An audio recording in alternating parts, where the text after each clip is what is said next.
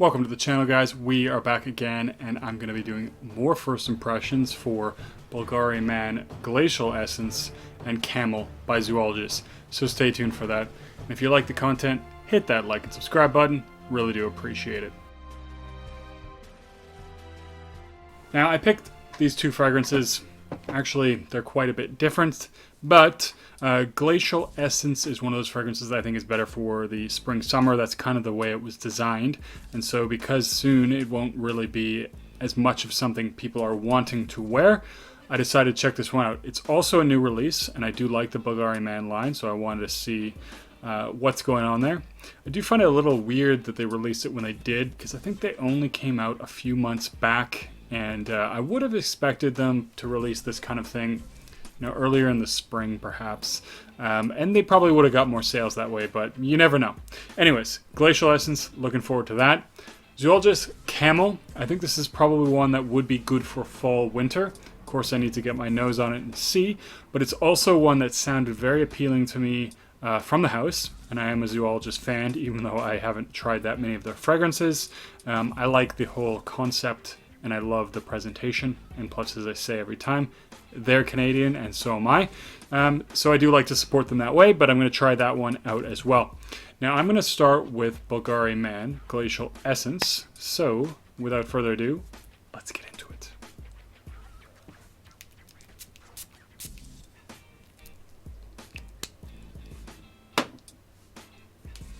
Wow, okay, I can get a whiff of that already.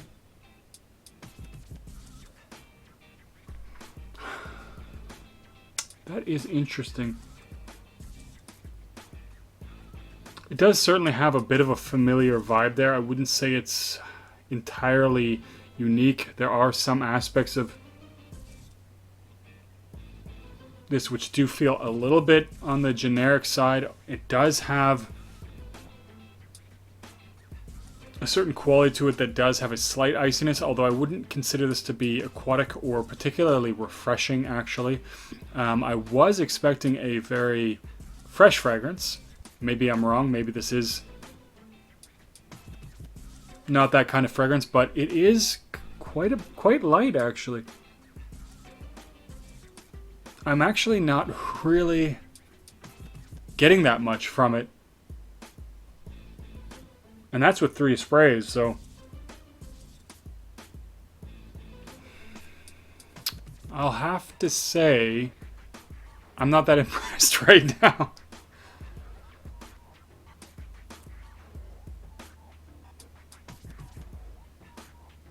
So I'm hesitant to even say there's much of anything there. There is, or was, a little bit of a slight fresh kind of icy vibe, and it did have a sort of generic feel to it, along with a bunch of other sort of fresher kind of fragrances.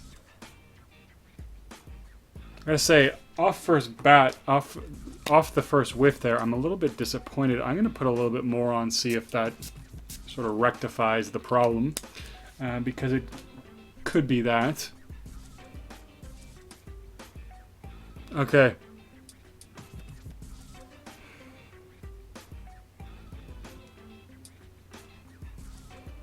It still isn't that strong, and so that's a little bit disappointing. Not that everything needs to be strong, but it is a very faint, very airy fragrance. I don't think there's a lot of substance to it right off the bat. You know, it is a little bit disappointing. Let's put it that way. This is not one that off the first rip I would even say that I want to give it a second try. It just smells very faint and very generic. I'm going to go to Camel. Hopefully that is not quite the letdown. Hopefully this will mature a little bit. Something will come out. You know, there is a little bit of a sweet vibe there. Very faint, sweet, almost kind of berry kind of a feel to it. And then there is, like I said, something else there that almost smells like bananas, to be honest with you. I'm a little confused. Not sure what to think about that one. But anyways, let's head on over to Camel. So unfortunately with Camel, I don't have a sprayer. I just got this from Lucky Scent, so it is the dabber, but I'm going to drop a bunch on and hopefully get a good feel for it. That should be good. Okay, that's much more robust. So right on the first rip, I did get a sweetness there, a fruitiness, which is still there. And there's something... This is really good. It's funny, I saw a first impression of this. I think it was this one, and it was from a friend of Kubano. I think it was Camel. And he said it smelled disgusting, so it had to be expensive. He was trying to guess.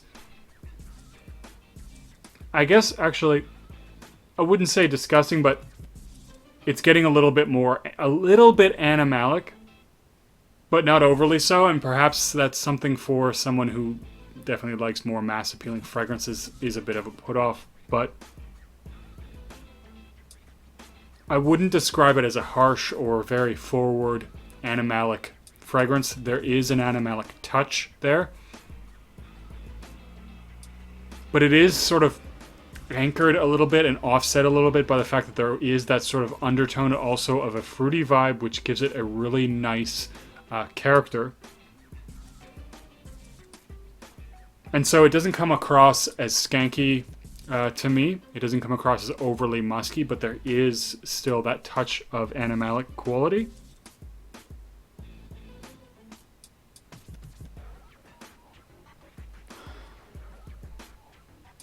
I almost feel like there's mint or something in there. I don't think mint is actually a note, but there's something in here that's giving me a bit of a minty vibe.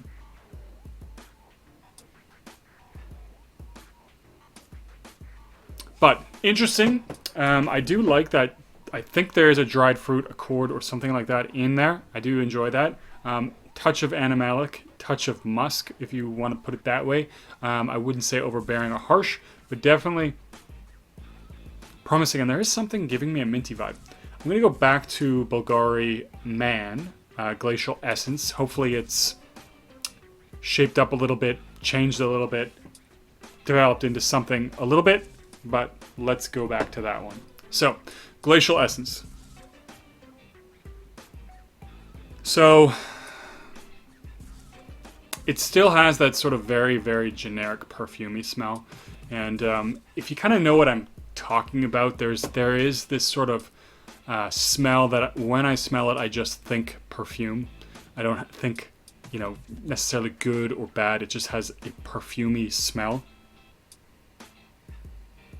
And I wouldn't say it's something that I would particularly enjoy or like. It's kind of like the reason that I didn't like Killian Boys. I love Cola Accords. But what I largely got from that was just this very, very generic perfumey smell that made me just think, oh, that smells like perfume. This has a similar vibe, and I gotta say, I'm not a fan of it. It's something to do, I think, with the base notes, maybe the cedar that's used, or, well, I know that's probably the case in Boys. I'm not sure if there's cedar in this one, but there's something about the composition that gives off that vibe, and not a fan of it. Not a fan of it at all. There are some great fragrances, I think, in the Bvlgari Man line. Of course, Man in Black.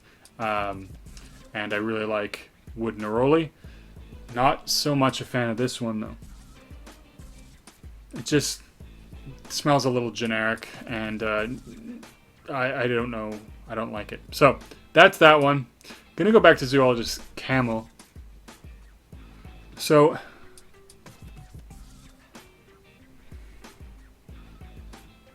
there is definitely that musky animalic component, which I think if that's the kind of fragrance that you're going for or you like, and this is funny because this is more the direction I would have thought Civet was going, but Civet has a very, very light animalic note. It's only a hint in the background.